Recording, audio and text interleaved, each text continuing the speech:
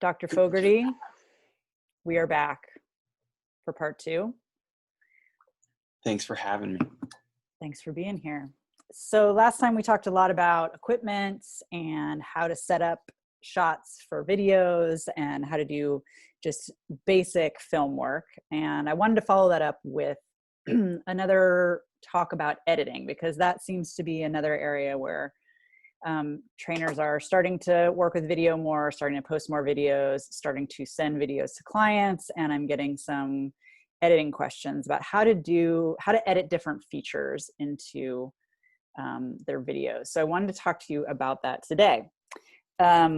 So things that I'm getting asked: how do you overlay like a timer onto a video? How can you do like a split screen where there's two different movements happening in the same frame? Questions like that. So where can you start with us, first of all? Okay, so obviously I could tell you how to do those kinds of things in the software that I use. But everyone's going to be using different software on different devices, whether it's an iPad, a phone, a laptop, whatever. So it's going to change. And the concept of those things is going to be the same, but how you do it is going to be different. So the easiest thing that I can say is to go to the glorious YouTube and just search for it. And the trick for that is to be just as specific as possible in your search. And so if you want a timer, I know the timer, you've asked me a bunch of times about the timer, and the timer that's big for trainers. We need timers. It is, and I get that. So let's just say you're using iMovie, for example. If you want to know how to do that, because it's not something that's just built in, it's not something you can click an iMovie and there's a timer. Well, you would search in Google or YouTube how to add a timer in iMovie, or in Filmora Pro, or in LumaFusion, in whatever kind of software you're using, or for Android. Just get as specific as you know to get. Even if you don't know the right terminology, just start getting as specific as you can. And YouTube is pretty good about leading you or suggesting what words you should be using, because it knows what you're looking for. And that is probably going to give you either the right setting or whatever you're looking for that's built into the program, or it's going to show you some weird hack that someone has come up with. Because I guarantee that if it's not built in, someone has come up with some sort of hack of a series of steps that you need to go through to get what it is you want, or get close to it. Mm-hmm. I mean, the other part of that is just realizing that maybe the software you're using just has those limitations. And you either have to accept those limitations if you can't get the desired effect that you want, or step up your software and maybe spend some money and get something else, or try another free version. Or again, go back to YouTubing and search different softwares to see if that's even a function. Right. Okay, so I have so many questions about what you just said, that let's just back up for a second. So we were talking before I hit record about how I really just discovered how great YouTube is for all kinds of things having to do with either editing videos, editing photos, things for my Instagram account that I didn't know how to do. I'm like, how is everybody getting their spacing on their Instagram? Like it's true. And I started like, and I think I did it because like whoever I usually ask for this stuff wasn't available at that moment. And I started like searching, and I was like, wow, there's all these videos on how to do this stuff, which now looking back, I'm like, man, like, how did I not know that there was like this wealth of information on YouTube that I just kind of wasn't even tapping into? And you said something really that resonated with me, which is that in our industry, for what we do, doing searches, just random searches, doesn't always provide us with like real accurate information that's like scientifically backed up. Whereas video stuff, you don't have, what did you say? You don't have to have a credential for You it? don't have to have credentials to tell someone how to drag a clip from here to here and then hit a shortcut on your keyboard, right? It's just a different type of information. It's a skill and not a, like you said, a science-backed information. It's just someone who has more experience pressing some keys in a certain way, not, you know, eating for years and years, or, you know, going to a certain school. So it's just a different type of information. So if you're not used to having to search for that kind of information, you kind of doubt, you're unsure of which one to trust. And, you know, fortunately for something like editing, it's pretty easy to figure it out. You click on the video and it's like, if they're not telling you any useful information, you can just click out. It's pretty easy to tell if it's going to show you what it is you want to know, right? Right. Yeah. I definitely feel that there's like user friendly videos out there for those of us who are not super skilled, and they do like a screen share where they just like walk you through like steps, which is really awesome. So great. Moral of the story is, when you have an editing question that you can't figure out, that you need to do something, go to YouTube, because you're I will probably going say to find this too. When you do that, and let's just say you pull up a search and there's 20 different videos, some might be ranked higher than others because of the, you know, how algorithms work, and they obviously just want to post the most popular one up front. But I would look at the date of when the tutorial was made, not necessarily its rating or whatnot, because these softwares update constantly, right. and things change, things get taken away, things get added. So I would look for the freshest one, the newest one, and that's more than likely going to give you the answer that you're looking for. Okay, great. Then can we talk about the different types of apps that you can use for editing? Because uh, you know, there's all different kinds that are go from like really, really basic, like you can't overlay a lot of stuff. It only gives you one option for like clips. You can't stack things on top of each other, to something like iMovie that's like does a lot more. Um, can you just talk about like the differences between some of these softwares and like how to pick the one to use? Sure. And these change a lot too throughout the years. But if I'll list some, but going forward, I know I keep coming back to just telling people to Google stuff, but it really is like a magical answer in this particular topic.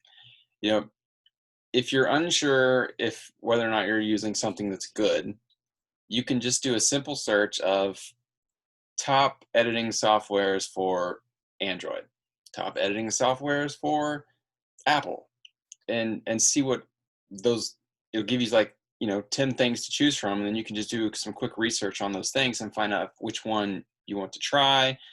A lot of that can be based on price, and a lot of it could just be based on functions. But for Android right now, the top one is kind of is from Filmora. I never know if I'm saying that right, but Filmora or Filmora Pro, I believe there's a free version of that. It's really powerful, and but that's more of a, I do believe it's mobile and on desktop. I believe desktop has a lot more functions than the mobile version does. But a lot of these, if there is a desktop and a mobile version usually kind of takes a backseat. Right? You have less options, and that's just kind of something you have to deal with, especially with Android stuff.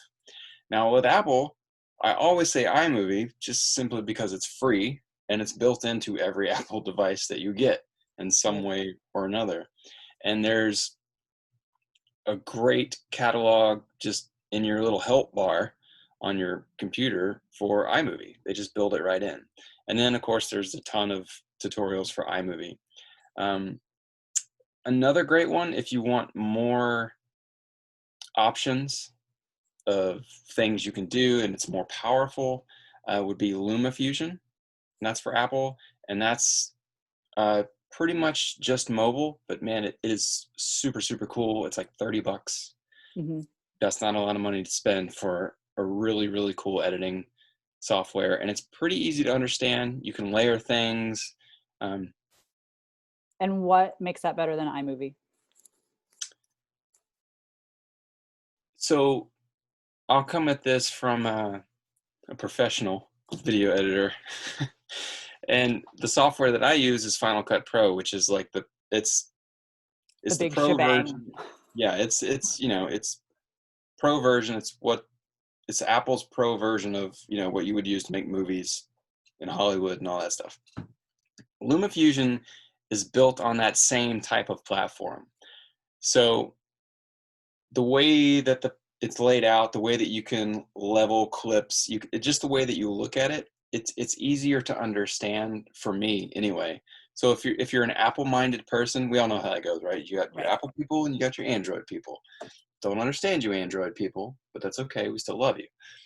So if you're more of an Apple person, but you want more strength or more options, more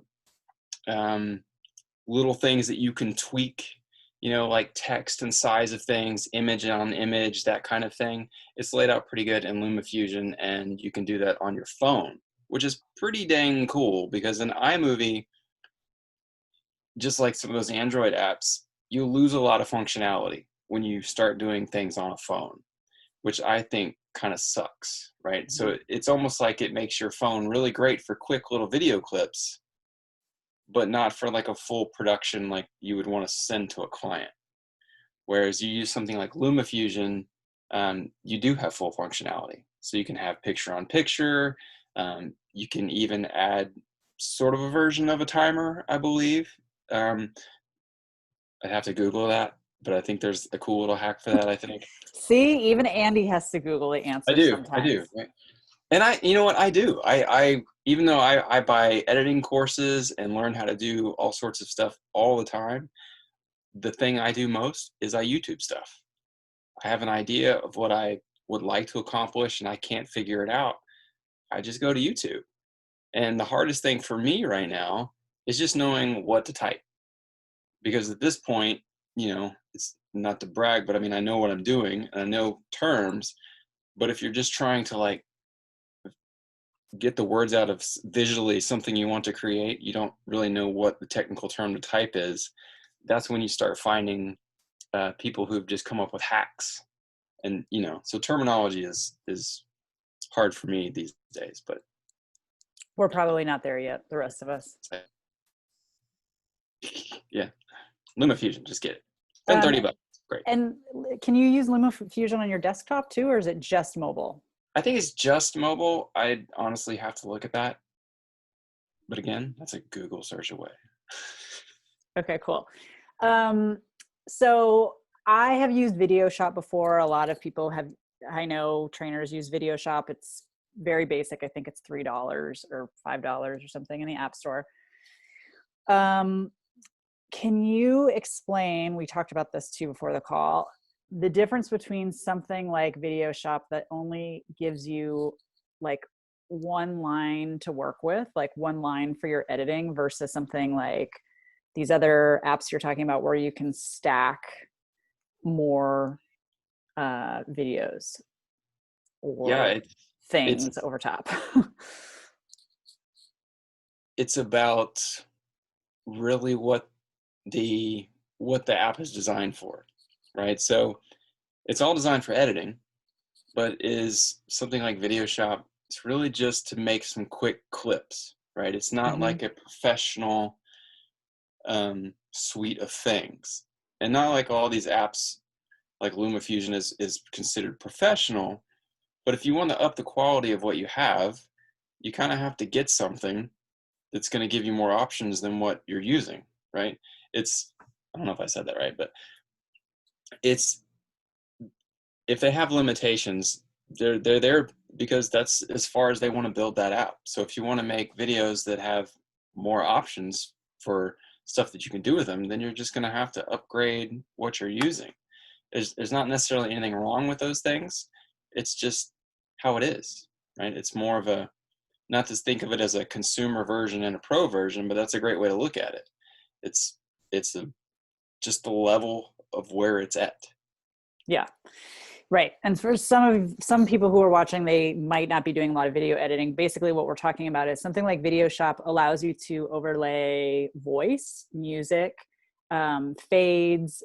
If they have some text, you can overlay, things like that. But you can't take two clips. Like, say you want to have a cool logo spliced over top of your video, you're not going to be able to do that in something like Video Shop because you can't overlay those two images.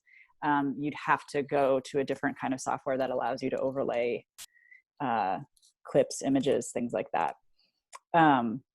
Probably a lot of folks don't need that much yet, and something that's more basic. Like, for example, when I first started editing videos, I opened iMovie and completely freaked out and closed it immediately. I was like, this is so beyond anything that I am familiar with, because I don't do any kind of visual editing online at all. I don't use Photoshop. I don't use any of that stuff. So I was like, nope, gotta go. So Video Shop was like the kindergarten version. It was like super easy. It got me comfortable. And then since then I've been able to move over to iMovie and understand it a little bit better. But do you have, like, for someone like me, when I was first starting, who's like, oh my God, when they open something like iMovie, like, do you have advice for us?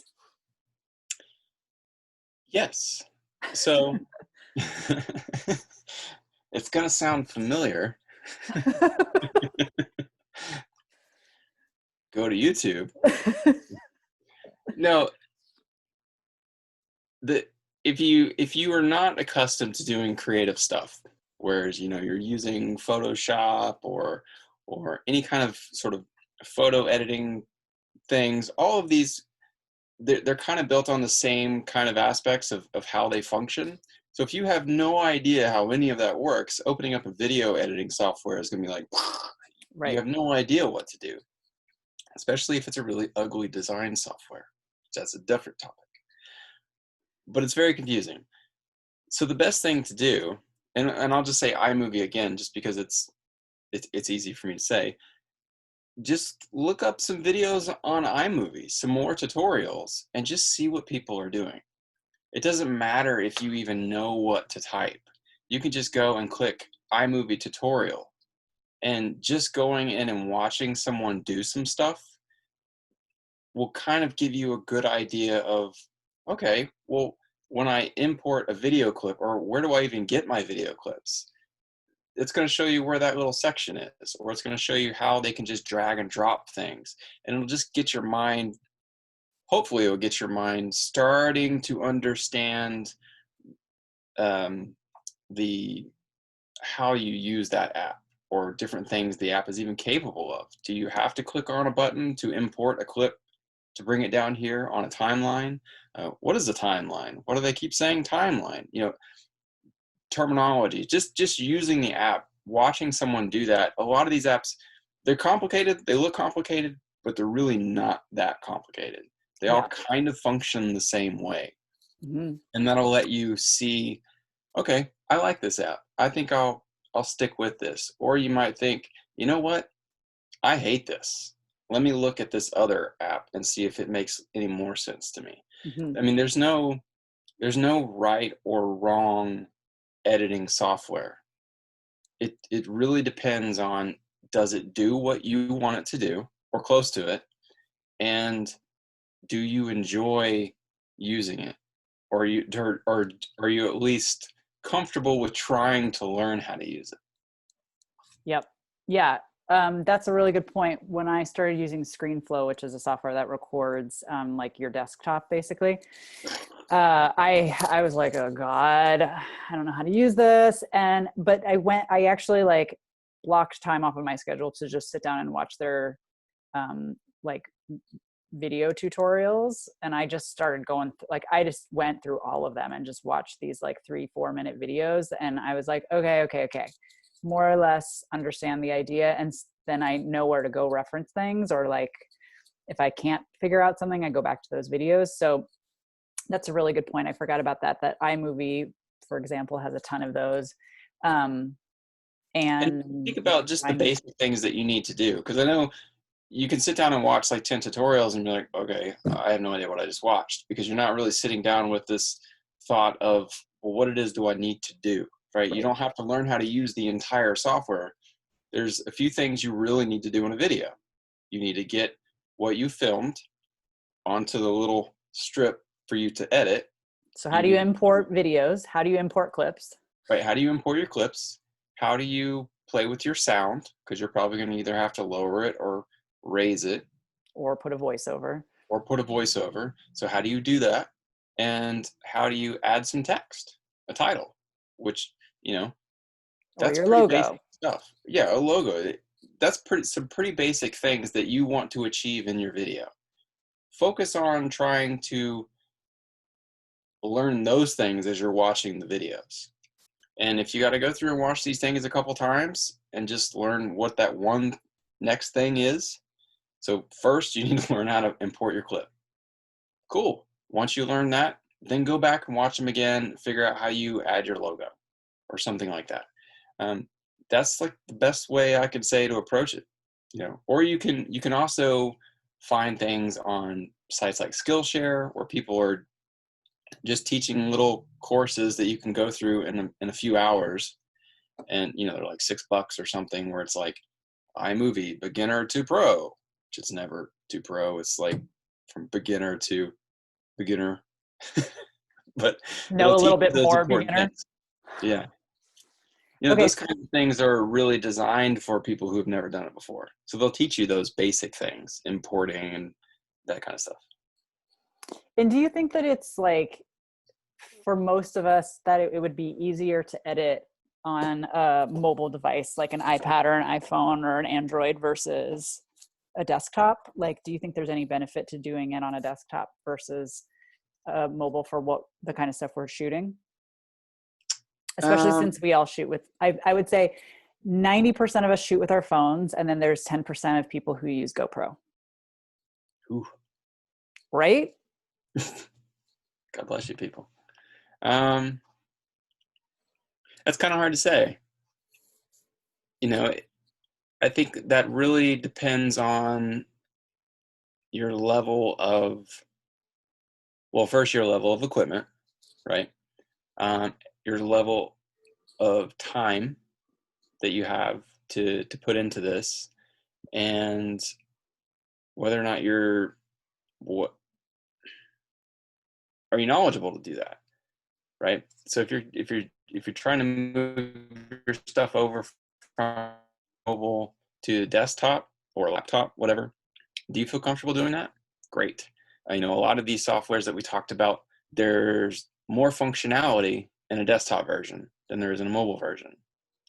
That's not to say that the mobile versions suck, because things like LumaFusion and even iMovie is pretty good on mobile, but LumaFusion is like fully functioning. Same, I mean, it's, well, I'm not sure if there's a desktop version, but it's pretty powerful, right? And Android versions have the same thing.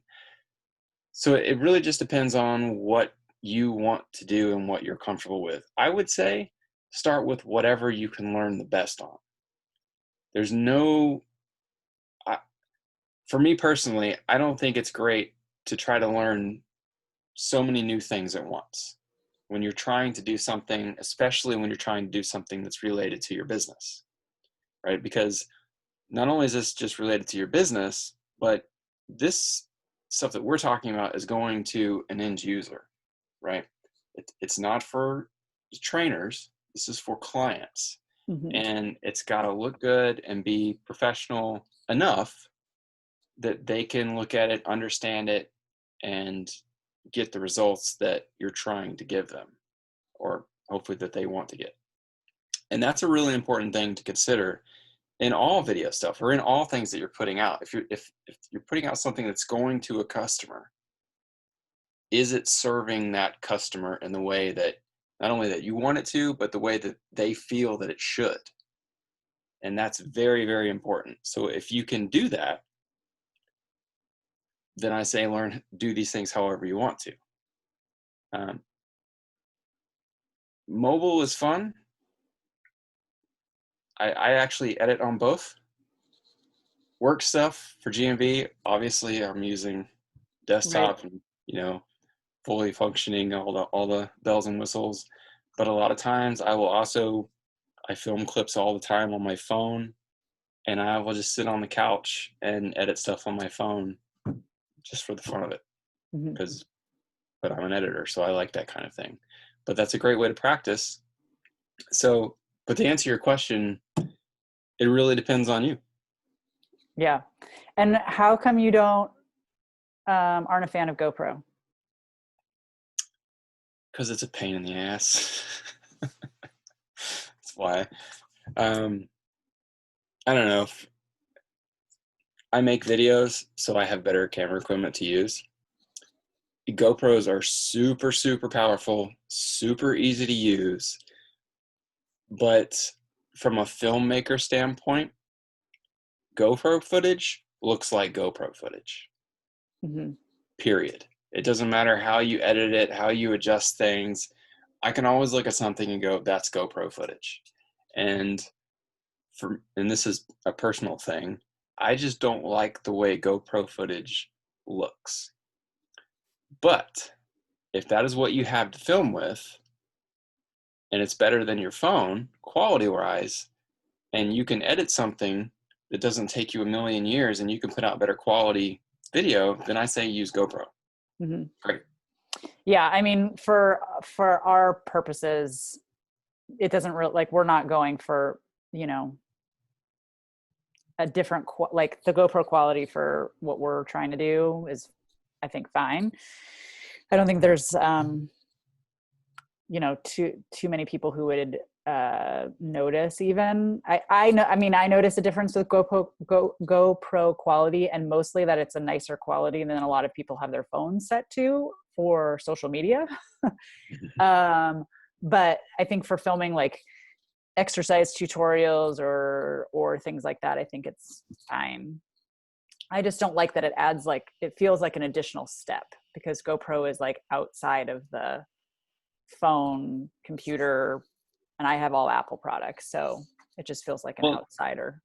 well, there is, so, and this is getting technical, but like GoPro has an app, and you can not only view on your phone what your GoPro is seeing, but you can also download those clips to your phone. Mm-hmm. So if you're using your phone to edit or your iPad, you can download straight from the GoPro to the phone, and you'll have those clips there, just as if you filmed on your phone. Oh, that's good to know. Okay. It's a little bit lower quality, but since GoPro, I mean, the footage the footage is always crisp. Very crisp. I just don't, the colors are kind of funny sometimes if you don't really know what you're doing, but it's always clean. It doesn't look like it was filmed on a potato. Right. Awesome. Do you have any other advice for those of us who are a little overwhelmed by editing or just starting out, Just start other than simple Google it? and Google it. Yeah, I'm gonna make my own course someday, and it's You gonna be should. video one. It's gonna be opening up YouTube, and then that's it. $99. That's my course. Awesome. And But you said keep it simple. keep it simple. Really, I mean, I know how it is. You sit down, you have this idea of all the things that you would like in a video. You see all these things on YouTube and Instagram and everywhere, and you know you see the good looking things with people who actually have a team, or they've been doing it for a very long time and they know what they're doing, and they have all of this cool stuff like the cool looking timers and the logo and the animated text and all of this other stuff, and you have no idea how to do it, but well, they're doing it, so I should be able to do this too. And then you start getting into the editing softwares and find out, oh, okay, they're also a filmmaker, Right. because that's the other part of it, right? They're a filmmaker and a fitness person. So just start small. Figure out the things that are essential, and especially if this is beyond just Instagram worthy stuff, and this is for a client. That's the most important thing. Being able to get those specific things across to the end user, and then you can figure out how to make it cool looking. Right? That's cool looking is not as important as people think it is. Yeah. Yeah, totally. The clients usually don't care as much as we do. As long as you don't shoot it on a potato. As long as you don't shoot it on a potato, no potatoes. All right, cool. Thank you so much, Andy. This is always so helpful. So if people have questions, I will let you know. Thank you. Good luck, people.